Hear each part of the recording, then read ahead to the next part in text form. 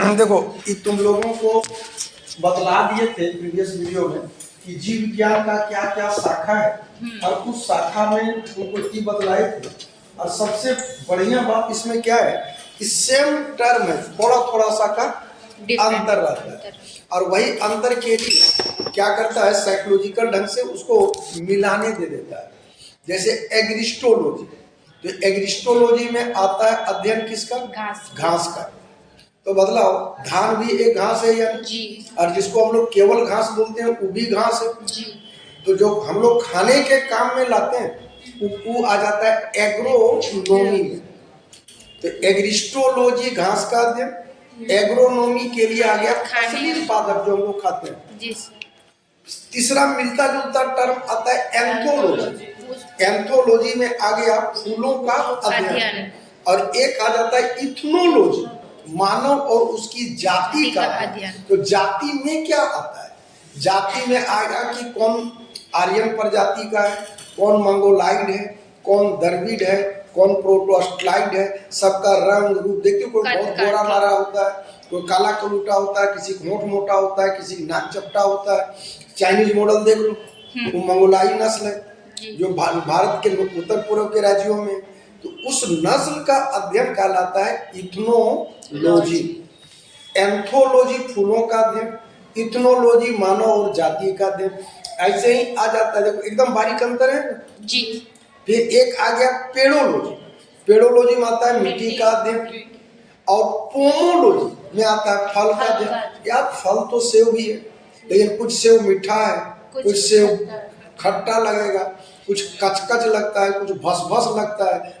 बिरादरी एक एक इतना अंतर का रीजन क्या है? आम है, कुछ काटने वाला है, कुछ चूसने वाला है, किसी में गुठली बड़ा है, गुद्दा कम है, किसी में गुद्दा ज्यादा है, गुठली कम है। कुछ तो रीजन होगा ना। तो ये सब अपने आप में अध्ययन का एक विषय है। अब आता है वृक्षों की आयु। वृक्षों की आयु के लिए आता है डेंड्रोक्रोनोलॉजी। वैसे जान लो पेड़ में प्रत्येक साल एक रिंग पड़ता है, तो प्रत्येक साल एक रिंग पड़ेगा, तो जितना रिंग है काउंट कर लो, आयु पता चल जाएगा। लेकिन ये काम अगर हम लोग आम में करें, महुआ में करें, बरगद में करें तो होगा क्या? नहीं। तो वहां अध्ययन कैसे होगा? तो उसके लिए जिस टेक्नोलॉजी का सहारा लेते हैं वो कहलाता है डेंड्रोक्रोनोलॉजी। तो डेंड्रोक्रोनोलॉजी में आ जाता है किसका अध्ययन? वृक्षों की आयु का अध्ययन। पोमोलॉजी फल का, मेमोलॉजी स्तनधारी वर्ग का, फ्लोरिकल्चर। अब जरा गौर करो, फ्लोरिकल्चर में सजावटी फूल है और एंथोलॉजी में भी फूल है। अंतर कितना बारीक है। सजावटी फूल आर्टिफिशियल फूल जब पूछेगा, ऑफिशियल फूल पूछेगा तब आ जाएगा फ्लोरिकल्चर, और केवल अगर दे दे फूलों का अध्ययन तब होगा एंथोलॉजी। देखो बहुत बारीक अंतर है। केवल फूल वर्ड यूज करेगा तो होगा एंथोलॉजी, सजावटी फूल करेगा तो होगा फ्लोरिकल्चर। जेनेटिक्स, अरे क्या जेनेटिक इंजीनियरिंग, दोनों अंतर है। जेनेटिक्स में बाल बच्चों में कितनी समानता है, विभिन्नता है, इसका अध्ययन आ जाता है। और जेनेटिक्स इंजीनियरिंग के अंतर्गत आता है कृत्रिम ढंग से जीन को बनाएंगे। हमको बच्चा गोरा चाहिए, काला चाहिए, कोई अनुवांशिक रोग है तो कोई जीन होगा भाई उसको हटाओ, नया जीन डालो, तो वो आता है जेनेटिक इंजीनियरिंग। जहाँ कृत्रिम जीन का निर्माण वर्ड दे देगा आ जाएगा जेनेटिक इंजीनियरिंग। एग्रोनोमी ये आता है फसली पादप का अध्ययन। इसका अध्ययन हो गया, हम बता चुके हैं। अब आगे देखो, अब आ जाता है एनाटॉमी। एनाटॉमी मेडिकल करने वाले लोगों के लिए बड़ा इंपॉर्टेंट पेपर होता है। एनाटॉमी टफ पेपर होता है। जैसे हथेली को देखो, इधर का स्किन देखो, इधर का स्किन देखो, नाखून देखो, यार अलग अलग सेल से बना हुआ है जी। तो कहाँ कौन सा सेल है और किस सेल का क्या फंक्शन है, ये टोटल चीज आ जाता है किसके अंतर्गत? ये टोटल आता है आंतरिक शारीरिक स्ट्रक्चर का अध्ययन, ये आ जाता है एनाटॉमी के अंतर्गत। ठीक है, आंतरिक संरचना इंटरनल ऑर्गन स्ट्रक्चर का अध्ययन ये आ जाता है किसके अंतर्गत? एनाटॉमी के अंतर्गत। ध्यान रखें, तो एनाटॉमी क्या हो गया? आंतरिक कार्य। साइकोलॉजी छोड़ दो, जीवों के अंदर होने वाली विभिन्न जैविक क्रिया, पाचन, शोषण, सब छोड़ दो, बड़ा इंपॉर्टेंट है। तीन चार बात समझना। मछली का तुम जरा गौर करो, मांगुर भी मछली है, रेहू भी मछली है, कतला भी मछली है, एक साला सांप टाइप पर होता है वो भी मछली है। कुछ मछली करंट छोड़ती है, कुछ फ्लाइंग फिश है जो उड़ान भरती है। तो सबकी प्रकृति अलग है, तो किसको हम मछली में रखें, ये भी अध्ययन का एक विषय है। एक मछली कलर छोड़ती है एकदम स्याही टाइप, लेकिन कब, जब उसका शत्रु पीछा करता है तब वो कलर जैसे छोड़ देता है, पीछे वाला को कुछ सोचता नहीं, फिर डर से भाग जाता है। तो मछली का अध्ययन ई आता है इच्टोलॉजी में। किसमें आ गया? मछली का अध्ययन इच्टोलॉजी, मछली का अध्ययन इच्टोलॉजी। फिर आ जाता है सांप का अध्ययन। सांप का अध्ययन जरा गौर करो, सब सांप में जहर होता है क्या? नहीं, लेकिन कुछ में जहर होता है, लेकिन सबके जहर की प्रकृति अलग है। करैत सांप काट ले तो करैत सांप काटता है तो ब्लड सर्कुलेशन सिस्टम पर प्रभाव पड़ता है, जहर जब पूरा शरीर में फैलेगा तब आदमी मरेगा, मतलब इसमें टाइम लगेगा। लेकिन वही नाग सांप डस ले तो तुरंत मरता है, क्योंकि वो नर्वस सिस्टम पर वार करता है। सांप काटा, जितना तेजी के साथ छटपटाओगे उतना तेजी के साथ जहर फैलेगा, इसलिए सांप काटने के बाद छटपटाना नहीं चाहिए। सांप को यूं भी कान नहीं होता, वो सुनता नहीं, वो आवृत्ति को पहचानता है। बात समझ में आया? हर सांप की प्रकृति अलग होती है। नाग सांप घोंसला बनाता है, नागिन घोंसला बनाती है जब अंडा देना होता है, घोंसले में अंडे को रखती है, उसको लंबे समय तक सेती है, कहीं हिलती डुलती तक नहीं है, डर रहता है कि कहीं कोई पंछी उंछी खा वो नहीं जाए। और इतना दिन सेते उसको अपने भूख लग जाता है, जब बच्चा निकलता है उसे कभी कभी बचवो खा जाता है, तब कहता है कि औरत नहीं नागिन है, मतलब हम समझा ये हम नहीं बोल रहे, विज्ञान का मतलब ये रियलिटी, तब ना बोलता है नागिन है। कभी कोई बोलता है करे थे सो धामन है सो, ये रीजन मुहावरा इस कारण से तो बच्चे को भी अपना आ जाता है। तो इस सांपों का अध्ययन ये आ जाता है किसके अंतर्गत? ओफियोलॉजी। मछली का अध्ययन इच्टोलॉजी, अंग्रेजी दिमाग में रखें। मछली का अध्ययन इच्टोलॉजी, मछली का अध्ययन इच्टोलॉजी। सांप का अध्ययन ओफियोलॉजी, सांप का अध्ययन ओफियोलॉजी। मछली का अध्ययन इच्टोलॉजी, मछली का अध्ययन इच्टोलॉजी। सांप का अध्ययन ओफियोलॉजी, मछली का अध्ययन इच्टोलॉजी। डन है? एक आता मसल्स का अध्ययन साइकोलॉजी। देखो दोनों हाथ एक साथ जन्मा है, लेकिन जिसमें हम लोग जितना वर्क किया ताकत उसमें उतना ज्यादा है, ठीक है? तो मसल्स कहाँ का है, उसकी प्रकृति क्या है, डंबल मारो ये बनता है या नहीं जी? तो ये आता है मसल्स का अध्ययन, ये आ जाता है किसके अंतर्गत? Sarcology, sarcology. मसल्स का अध्ययन सार्कोलॉजी, इच्टोलॉजी मछली की, इच्टोलॉजी मछली, ओफियोलॉजी इच्टोलॉजी मछली, इच्टोलॉजी मछली, ओफियोलॉजी सार्कोलॉजी मसल्स का अध्ययन।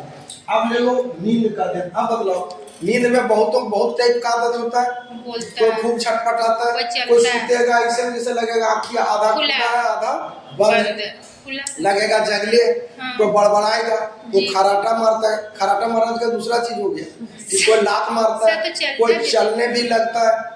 तो ये सब जो है नींद में का अपने आप में अध्ययन, आखिर ऐसा क्यों होता है? क्योंकि बॉडी को रेस्ट करने के लिए ब्रेन का एक्चुअली नींद होता है, पूरे बॉडी का सर्विसिंग करता है। नींद में 100% पूरे और ब्रेन को 1.5 घंटा टाइम चाहिए, एकदम जैसे वॉश कर दिया वैसे सब पूरे को वॉश कर देता है। तो ये जो आता है नींद का अध्ययन, ये आता है किसके अंतर्गत? हिप्नोलॉजी। तो दिमाग में रखना, हिप्नो बराबर झुकनू, हिप्नो बराबर झुकनू, झुकनी नहीं मतलब झुकने लग रहा, झुकने लगा है।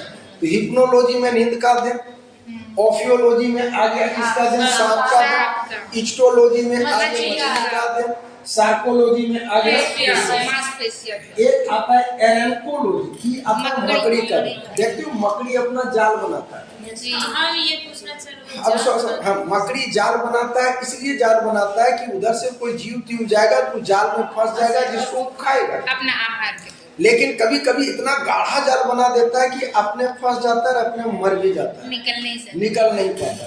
तो अच्छा उसका मकड़ी का जाल बड़ा कीमती होता है, ठीक है जी। तो ये जो आता है मकड़ियों का अध्ययन, ये आता है एरेंकोलॉजी। किसमें आता है? एरेंकोलॉजी। जाल कैसे बना? अरे यार तुम्हारे नाक से निकलता है ना म्यूकस, अब बोले कैसे निकलता है? बॉडी का एक फंक्शन है, वो अपने लार टाइप पर लार छोड़ता है, वही धागा वही धागा के रूप में सूखता है, धागा जाली के फिर रूप में बन बिनते जाता है। बिनते रहती है।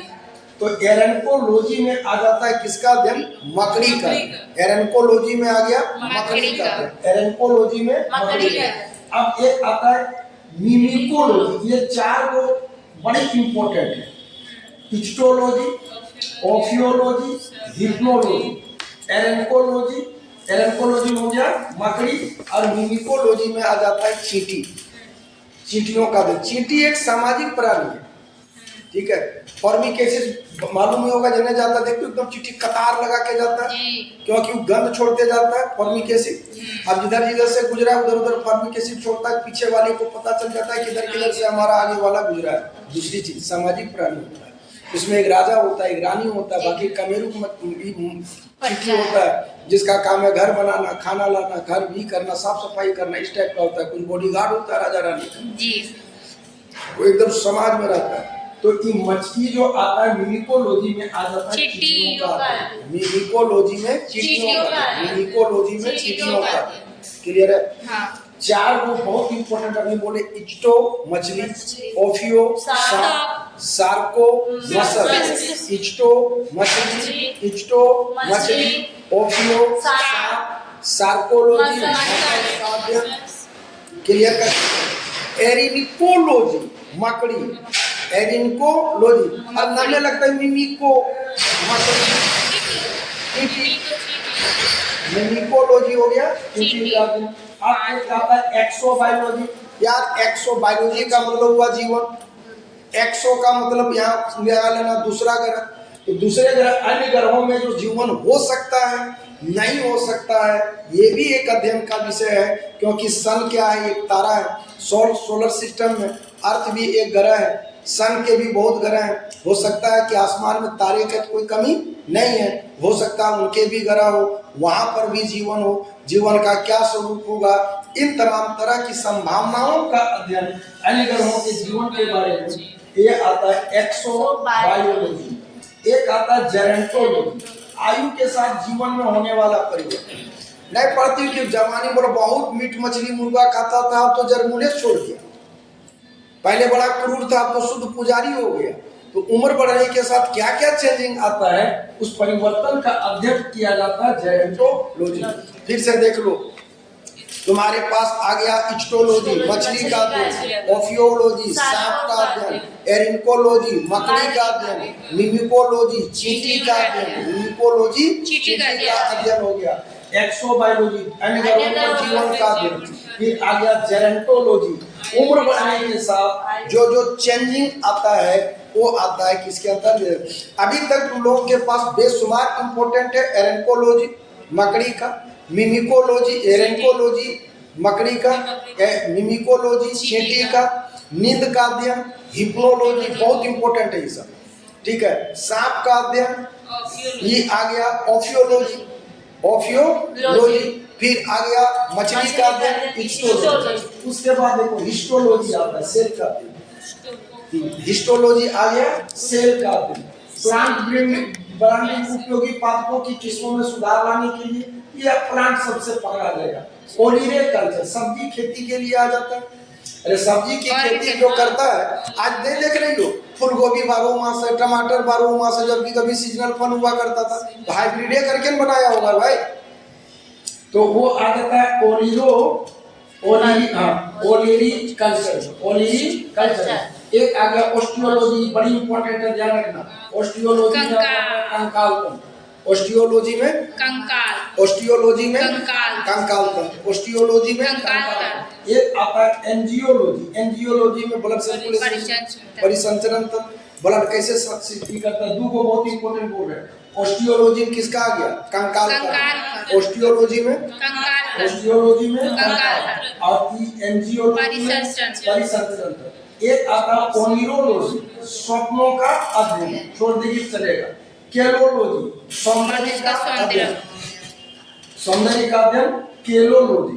तो दिमाग में रहना केला सुंदर होता है, सुंदरता का अध्ययन केलोलॉजी में आ गया। सब पीला पीला सारा केला कभी काला नहीं होता, हरा होगा पीला होगा, उसके बाद और कोई कलर नहीं। तो केलोलॉजी में हो गया किसका अध्ययन? सुंदरता का अध्ययन।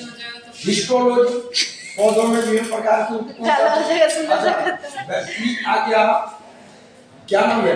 फार्माकोलॉजी, दवाई के लिए फार्मेसी मैं बोलता फार्मासिस्ट सब बैठता है। हाँ। तो ये आ गया। या अभी तक तुम्हारे पास इस टॉपिक में देखो, ये किताब ढूंढेगी 150-200 मिलेगा, रखना नहीं, बहुत इंपॉर्टेंट है जितना भी हम बोल रहे हैं। हिस्टोलॉजी आ गया किसका? ऑस्टियोलॉजी, कंकाल का, एंजियोलॉजी, ठीक है। इसके बाद आ गया हिस्टोलॉजी, पौधों में पाए जाने वाले ऊतकों का, पौधों में पाए जाने वाले ऊतकों का या छोड़ दो। हिस्टोलॉजी हो गया ऊतकों का अध्ययन, हिस्टोलॉजी हो गया ऊतकों का अध्ययन, हिस्टोलॉजी हो गया ऊतकों का अध्ययन। डन है। इसको छोड़ दो। पेलियोबोटनी, इथनोबोटनी, आदिवासी लोग जो देखते हो, आदिवासी लोग प्रकृति की गोद में रहता है, कितना तंदुरुस्त रहता है। हाँ या ना? कहाँ वो मिनरल पानी आरओ तारओ का पीता है? नहीं पीता। जो नदी नाला गड्ढा गड्ढा जो मिला सब पी लिया। तो ध्यान रखना, इथनोबोटनी में आता है आदिवासी द्वारा जो पौधे का उपयोग करता है उसका अध्ययन। इथोलॉजी प्राणियों के व्यवहार का अध्ययन। छोड़ दो। ऑस्टियोलॉजी ध्यान रखना, हड्डी का, हड्डी के लिए। कांड्रोलॉजी, उपास्थि, ये दोनों इंपॉर्टेंट है। ऑस्टियोलॉजी और कांड्रोलॉजी, हिस्टियोलॉजी और ऑस्टियोलॉजी और कांड्रोलॉजी, ऑस्टियोलॉजी और कांड्रोलॉजी। ऑस्टियोलॉजी में आ गया अस्थि का अध्ययन और उपास्थि का अध्ययन हो गया कांड्रोलॉजी। उपास्थि बुझा रहा है? हड्डी का जो मुलायम पार्ट होता है, जो कंजक्शन वाला पार्ट होता है, सॉफ्ट होता है, तो वही कहलाता है उपास्थि। उपास्थि और अस्थि, अस्थि हो गया कि बोन बन चुका है और उपास्थि हो गया कि बोन बना नहीं।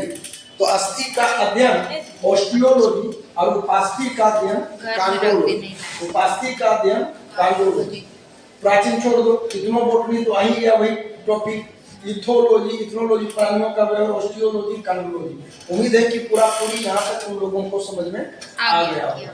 तो ये अब अंतिम 100 बात का एक बात, क्या क्या मोस्ट इम्पोर्टेंट है जो तुमको दिमाग में हर हाल में रखना है, वो ध्यान रखना है। ये वाला बड़ी इम्पोर्टेंट है। एग्रिस्टोलॉजी घास का अध्ययन, एग्रोनॉमी फसली पादप, ठीक है, एंथोलॉजी फूलों का अध्ययन, इथनोलॉजी मानव जाति का अध्ययन, पेडोलॉजी मिट्टी का अध्ययन, पोमोलॉजी फूलों का अध्ययन, डेंड्रोक्रोनोलॉजी हो गया वृक्षों की आयु का अध्ययन, और एक आता है परागकण का अध्ययन, पेलिनोलॉजी। उसके बाद आ गया एनाटॉमी आंतरिक संरचना, मछली, इच्टो, सांप, ओफियो, मसल्स, सार्को, हिप्नो, झुकनो, एरिनको, मकड़ी, मिमिको, चींटी। फिर आ गया हिस्टोलॉजी उत्तक का अध्ययन, ओलिरोकल्चर सब्जी, ऑस्टियोलॉजी कंकाल, एंजियोलॉजी परिसंचरण तंत्र। फिर तुम्हारा अंत में आ जाता है यही चीज ऑस्टियो, कांड्रोलॉजी, अस्थि और उपास्थि का।